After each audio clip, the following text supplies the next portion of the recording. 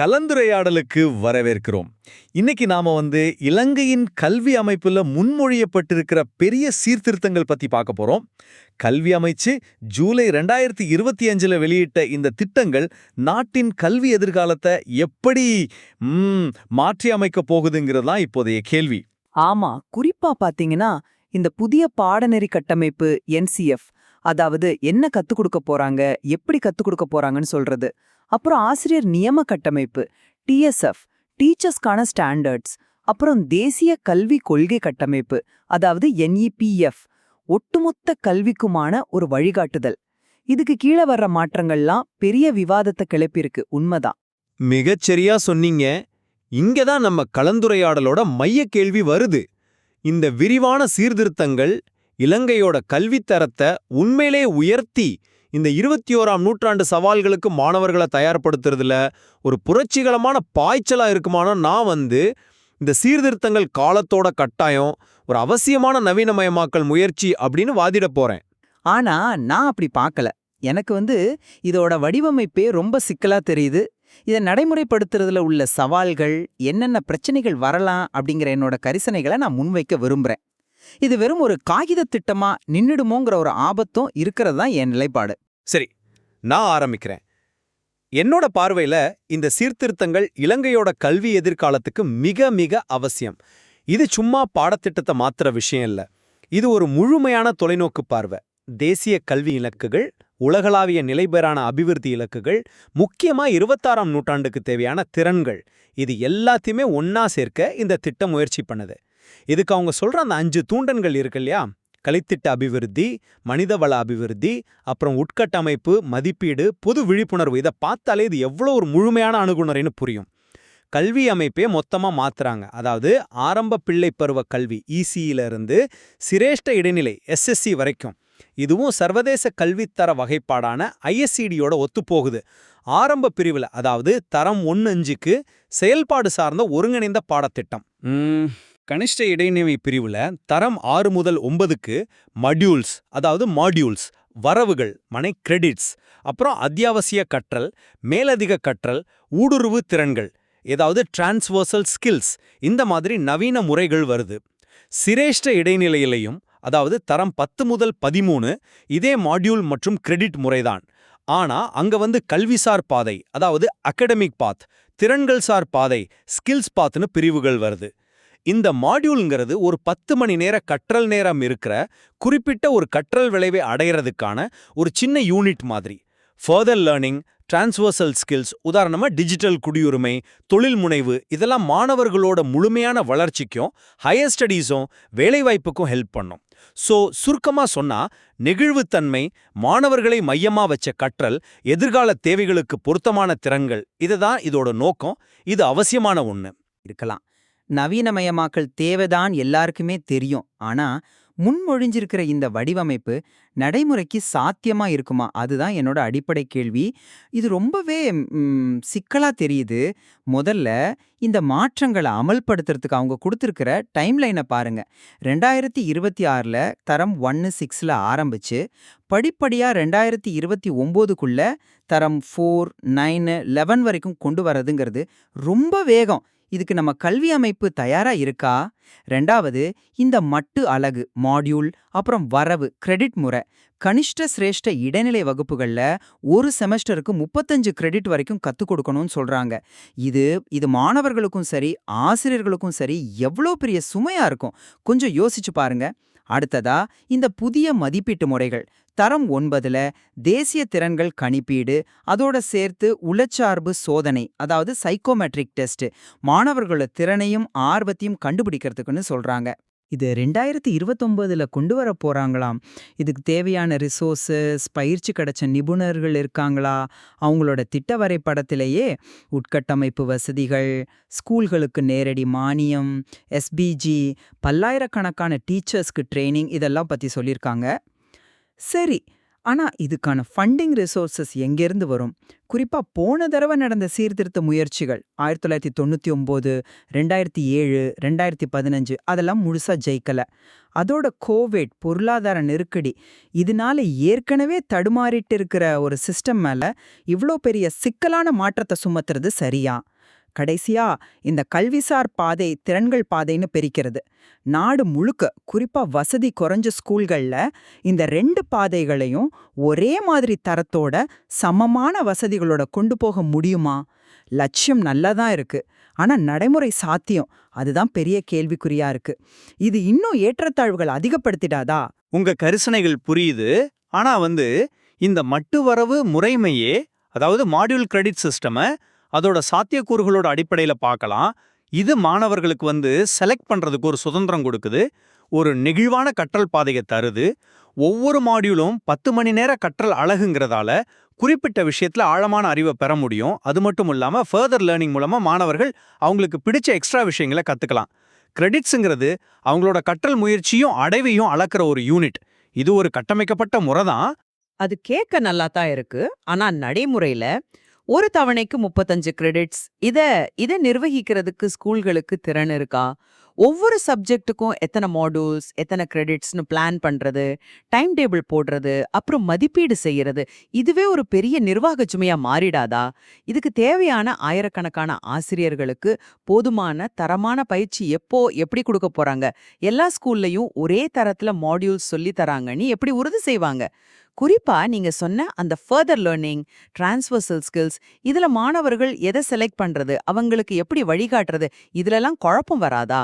நோக்கம் நல்லா இருந்தாலும் சரியான பிளானிங், ட்ரெய்னிங், ரிசோர்ஸ் இல்லைன்னா இது கடைசியில குழப்பத்துல தான் முடியும். சரி, அடுத்ததா பாத்தீங்கன்னா சிரேஷ்ட இடைநிலை பிரிவுல எஸ்எஸ்சி தரம் 10-13ல வர்ற கல்விசார் பாதை, திறன்கள் பாதை, அதாவது அகாடமிக் வெர்சஸ் ஸ்கில்ஸ் பாத்வேஸ் பத்தி பேசலாம்.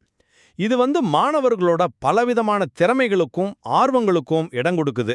எல்லாரும் ஒரே மாதிரி படிக்கணும்னு இல்ல. இது நேரடியா தொழில்துறைக்கு தேவையான திறன்களை வளர்க்கும், கரியர் ரெடினஸை இம்ப்ரூவ் பண்ணும். தரம் 10-11ல பாத்தீங்கன்னா 5 கட்டாய பாடம், 2 தெரிவு பாடம், அதோட 14 கிரெடிட்ஸ்க்கு மேலதிக கற்றல், 3 கிரெடிட்ஸ்க்கு ஊடுருவு திறன்கள்னு ஒரு தெளிவான கட்டமைப்பு இருக்கு. இது மாணவர்களுக்கு அவங்க எதிர்காலத்தை அவங்களே தீர்மானிக்க ஒரு நல்ல வாய்ப்பு இல்லையா? வாய்ப்புங்கிறது சரிதான்.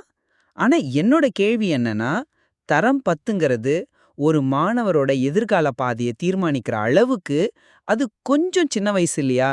ஒரு பையனையோ பொண்ணையோ அகாடமிக் இல்ல ஸ்கில்ஸ் அப்படின்னு அப்பவே முத்திர குத்துற மாதிரி இது ஆயிடாதா? ரொம்ப முக்கியமா இந்த 2 பாதைகளுக்கும் சமமான முக்கியத்துவம் கிடைக்குமா? சமமான வளங்கள், சமூக அங்கீகாரம் கிடைக்குமா? இல்ல வழக்கம் போல ஸ்கில்ஸ் பாதைனா அது படிப்புல சரியா வராதவங்களுக்கு ஒரு 2ஆந்தர பாதையா பார்க்கப்படுற அபாயம் இல்லையா? தரம் 9ல நடத்த போற அந்த சைக்கோமெட்ரிக் டெஸ்ட் அது எந்த அளவுக்கு துல்லியமா இருக்கும்? ஒரு டெஸ்ட் வச்சு மாணவர்களோட பாதையை தீர்மானிக்கிறது அது சரியா இருக்குமா? ஸ்டெம் பாடங்களுக்கு கொடுக்கற அழுத்தம் ஆர்ட்ஸ், ஹியூமானிட்டிஸ் அல்லது மத்த திறன்கள் சார்ந்த துறைகளை புறக்கணிக்க வச்சிடுமோ?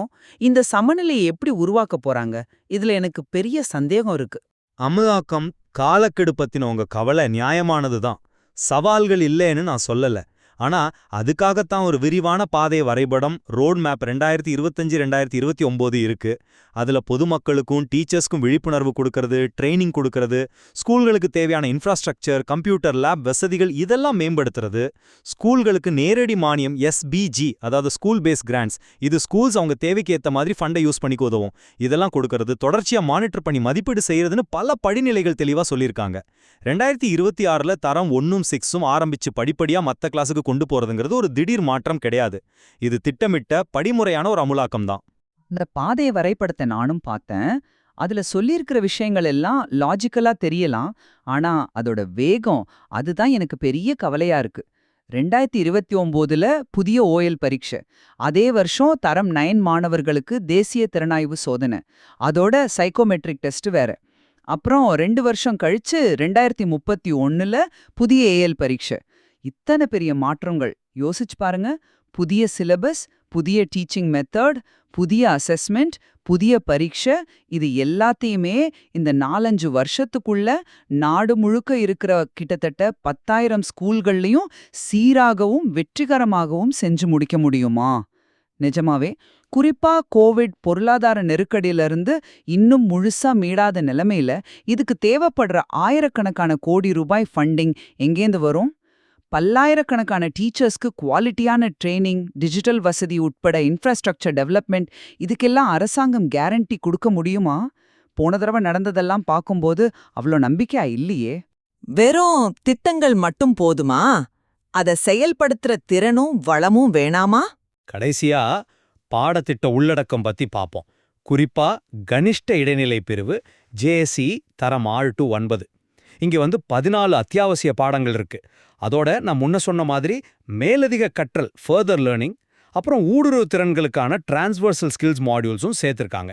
இந்த ஊடுருவு திறன்கள்ங்கிறது ரொம்ப முக்கியம்.